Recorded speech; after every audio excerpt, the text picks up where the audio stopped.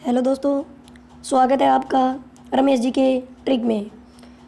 तो चलिए दोस्तों, आज शुरुआत करेंगे हम ऊँट से लेकर जितने भी महत्वपूर्ण फैक्ट बनते हैं उससे संबंधित मैं ये वीडियो लेकर आया हूँ। तो आपका फिर से रमेश जी के यूट्यूब चैनल पर स्वागत है।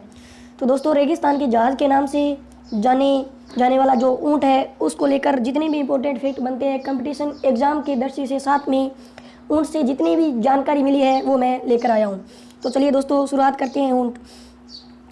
ये देखो दोस्तों, ये है ऊँट की छवि, जो इमेज है वो मैं लेके आया हूँ। ये मैंने अपने गांव से ही ली है क्योंकि मेरा एक गांव मरुस्थलीय क्षेत्र में पड़ता है और वहाँ पर ऊँटों की संख्या भी ज़्यादा है।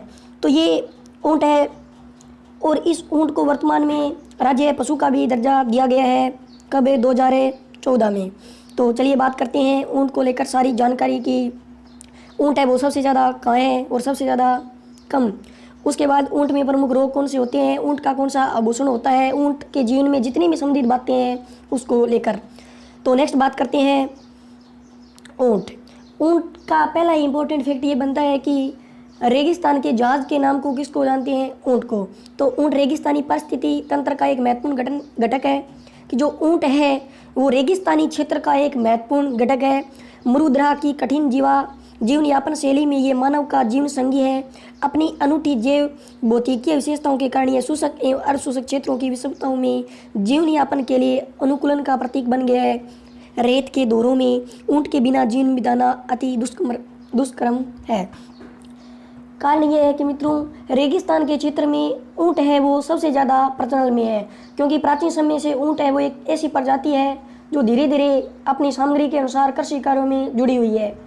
तो ऊँट है वो रेगिस्तान का जहाज और जो एक किसान में मित्र का सहयोगी है। यानी अगर किसान के बाद महत्वपूर्ण जो सामग्री है खेती को लेकर तो वो क्या है? ऊँट है। और किसान का जीवन जो मरुस्थल क्षेत्र में या शुष्क क्षेत्रों में है, ऊँट के बिना क्या है? दुष्कर है। तो नेक्स्ट बात करते हैं रेगिस्तान का जहाज के नाम से इस ऊँट को जानते हैं। बात करते हैं इसके परिवहन को लेकर। तो ये ऊँट है वो राजस्थान में ज़्यादातर परिवहन है वो, माफ़ी चाहता हूँ मित्रों, वीडियो थोड़ा सा कट गया। तो बात कर रहे थे ऊँट को लेकर रेगिस्तान का जहाज़। तो ऊँट ने प्राचीन काल से वर्तमान समय तक नागरिक कानून एवं व्यवस्था, रक्षा एवं युद्ध के क्षेत्र में महती जो भूमिका है वो निभाई है। यानी राजस्थान के प्रत्येक इलाके में जो ऊँट है वो एक महत्वपूर्ण भूमिका निभाता है। नेक्स्ट चलिएगा ऊँट को लेकर इंपॉर्टेंट फैक्ट। तत्कालीन बीकानेर के विश्व प्रसिद्ध गंगा रिसाल को शाही सेना में स्थान मिला। यानी जब महाराजा गंगा सिंह था जिसको राजस्थान में आधुनिक भारत का या राजस्थान का भागीरथ कहा जाता है, जिसने गंग नहर का निर्माण करवाया था, तो उन्होंने मित्रों सेना के थ्रू है वो ऊँट जिसे गंगा रिसाल के नाम से जानते हैं वो चीन भेजी थी। कहाँ पर भेजी थी? चाइना में गंगा रिसाल के नाम से महाराजा गंगा सिंह ने ऊँट की सेना भेजी थी। आगे बात करते हैं ऊँटों ने प्रथम द्वितीय विश्व युद्ध में भी भाग लिया।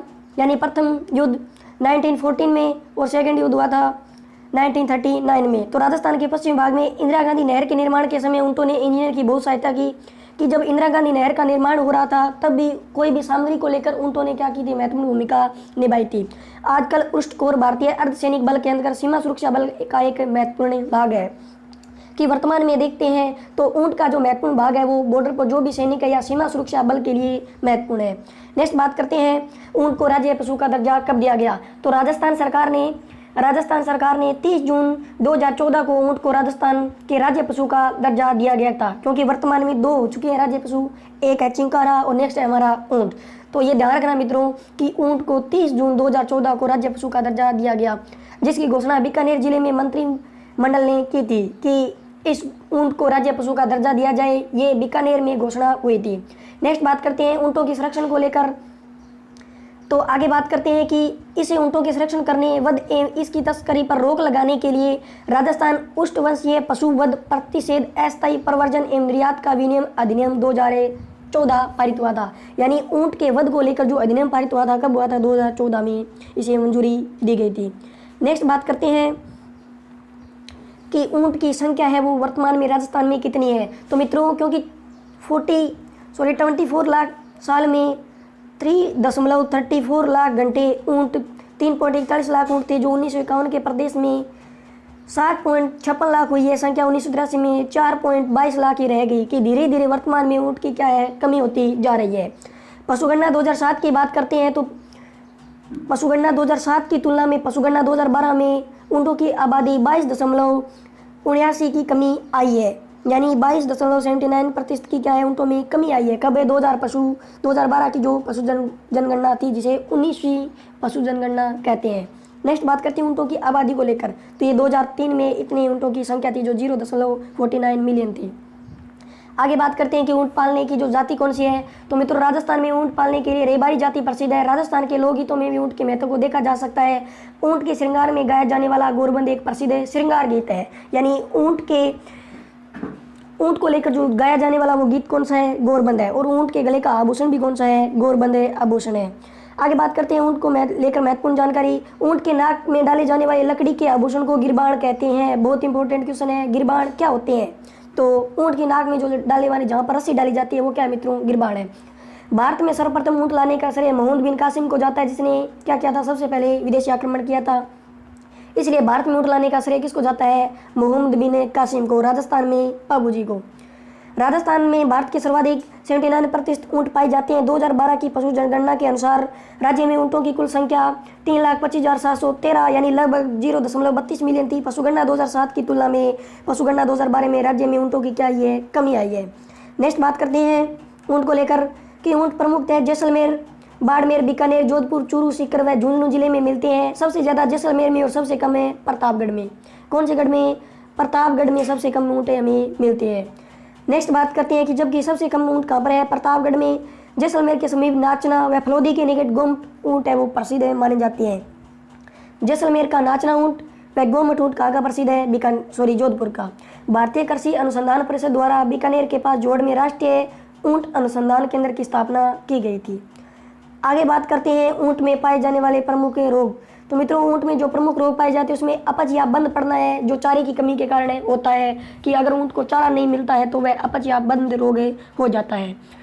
नेक्स्ट बात करते हैं खुजली, पाँव या मेज। तो समूह में रहने वाले यानी एक गठन में रहने वाले जो ऊँट है, ऊँटों में मुख्यतः सर्दी में खुजली होती है। ऐसे ऊँट जिसमें साफ सफाई, समय पर बालों की कटाई या मालिश नियमित रूप से नहीं की जाती, कि ऊँटों की जो बाल है उसकी कटाई नहीं की जाती या सफाई नहीं होती ऊँटों की, तो क्या हो जाती है? संभावना बढ़ जाती है खुजली या पाँव मेज रोग हो जाता है। आगे बात करते हैं तिरबसा या सरा रोग। ये बहुत बार पूछा गया है कि ऊँट की एक प्रमुख बीमारी है जिसे सरा या तिरबसा रोग कहते हैं। टेबनस मक्खी या घोड़ा मक्खी के काटने से ट्रिपनेसोमा इवाइनसोम नामक रक्त परजीवी के कारण एक ऊँट से दूसरे ऊँट में फैलती है। प्रभावित ऊँट की आंखें मंद पड़ जाती है और सुस्त हो जाती है। गर्भीचा ऊँटनी में गर्भपात की संभावनाएं बढ़ जाती है। नेक्स्ट बात करते हैं ऊँट को लेकर और क्या फैक्ट बनते हैं। तो ये देखो मित्रों, ये है राजस्थान के मुश्तल में जाने वाला जहाज। तो ये यहाँ पर जो इसके नाक है इसमें क्या है? गिरबान होती है, जो मैंने अभी बताया था। कौन सा? गिरबान। मित्रों, इसके गले का आभूषण है कौन सा? गोरबंद। इसके गले का जो आभूषण है वो कौन सा है? गोरेबंद। ये क्या है? ये ऊँट का कुबड़ है। क्या बोलते हैं? कुबड़। एक कुबड़ वाला भी ऊँट होता है और दो कुबड़ वाला भी ऊँट होता है। तो ये वर्तमान में अगर आपको दिखाई देते हैं ज़्यादातर ऊँट है वो एक कुबड़ वाले ऊँट है, ये जो दिखाई दे रहा है। और अन्य भी सामग्री है। इसके पैरों में नेवरी डाली जाती है जो यहाँ पर आवाज़ करती है, इसे बोलते हैं नेवरी। क्या बोलते हैं? नेवरी। तो ये ऊँट को लेकर इंपॉर्टेंट है, फैक्ट है। नेक्स्ट बात करते हैं, ये तो था एक कुबड़ वाला ऊँट। अब बात करता हूँ मैं दो कुबड़ी ऊँट। तो ये देखो मित्रों, इसके दो कुबड़ है। कितनी है? दो कुबड़। एक तो ये रहा और एक ये रहा, यानी बैठने के लिए दो इस तरह टिल्ले के आकार का कुबड़ होता है, इसे कुबड़ कहते हैं। वैज्ञानिक वर्गीकरण में संघ है ये, कोर्डेटा है, वर्ग है ये स्तनधारी जीव में आता है और इसका जो वैज्ञानिक नाम है वो कैमलिन है। बात करते हैं ऊँटों की नस्ल को लेकर। तो बाड़मेर में राजस्थान के सर्वाधिक ऊँटों वाला जिला है। नेक्स्ट बात करते हैं प्रतापगढ़ में। तो मैंने बता दिया कि सबसे कम ऊँट है वो प्रतापगढ़ में मिलती है। राजस्थान में ऊँटों की जो प्रमुख नस्ल है वो गोमट ऊँट जो जोधपुर का प्रसिद्ध है और फलोदी तहसील में पाया जाता है। गोमट ऊँट सवारी हेतु प्रसिद्ध माना जाता है। नेक्स्ट बात करते हैं नाचना ऊँट। ये मित्रों नाचना ऊँट है वो आपके जैसलमेर में स्थित है, जो आर्मी या सेना जो होती है उसके लिए बहुत ही महत्वपूर्ण ऊँट माना जाता है। और जैसलमेरी ऊँट पढ़ाई दिया। इससे पहले था राजस्थान में ऊँटों की अन्य नस्लें कौन कौन सी है? एक अलवरी ऊँट है, सिंधी ऊँट है, कच्छी ऊँट है, बीकानेरी ऊँट है। नेक्स्ट बात करते हैं ऊँटों से संबंधित अन्य तथ्य। तो बता दिया कि मोहम्मद बिन कासिम था सबसे पहले ऊँट लेकर आया था। बाबूजी राजस्थान में ऊँट लेकर आए थे और रेबारी जाति इसके आराध्य देव है। 23 जून 2014 को ऊँट को राज्य पशु का दर्जा दिया गया था। रेबारी जाति या जिसे रायका जाति कहते हैं। और ऊँट की एक जो डेयरी है वो बीकानेर में स्थित है, जिसे उरमूल डेयरी कहते हैं। वर्तमान में कहाँ पर है? बीकानेर में। ये भारत की एकमात्र ऊँटनी के दूध की डेयरी है। बहुत इंपॉर्टेंट क्वेश्चन है कि भारत की एकमात्र ऊँटनी के दूध की जो डेयरी है वो कहाँ स्थित है? उरमूल डेयरी बीकानेर में। ऊँटनी के दूध से भरपूर मात्रा में विटामिन सी पाया जाता है। क्या पाया जाता है? विटामिन सी ऊँटनी में पाया जाता है। गोरबंद एक श्रृंगार गीत भी और इस गले का आभूषण है जो इस तरह होता है। गिरबान बता दिया, लकड़ी के होते हैं। ऊँट अनुसंधान केंद्र है वो कहाँ पर है? जोड़बीड़े बीकानेर में स्थित है। थैंक यू दोस्तों, कैसे लगा वीडियो? लाइक और सब्सक्राइब कीजिएगा। तो ऊँट को लेकर जितनी भी जानकारियाँ बनती थी वो मैंने आपको दे दी। थैंक्स दोस्तों, आप मेरे चैनल को ज़्यादा से ज़्यादा लाइक कीजिए, सब्सक्राइब कीजिए। मैं फिर लेकर आऊँगा एक नया वीडियो। रमेश कुमार के जीके ट्रिक में या यूट्यूब चैनल पर आपका हार्दिक स्वागत है। थैंक यू दोस्तों।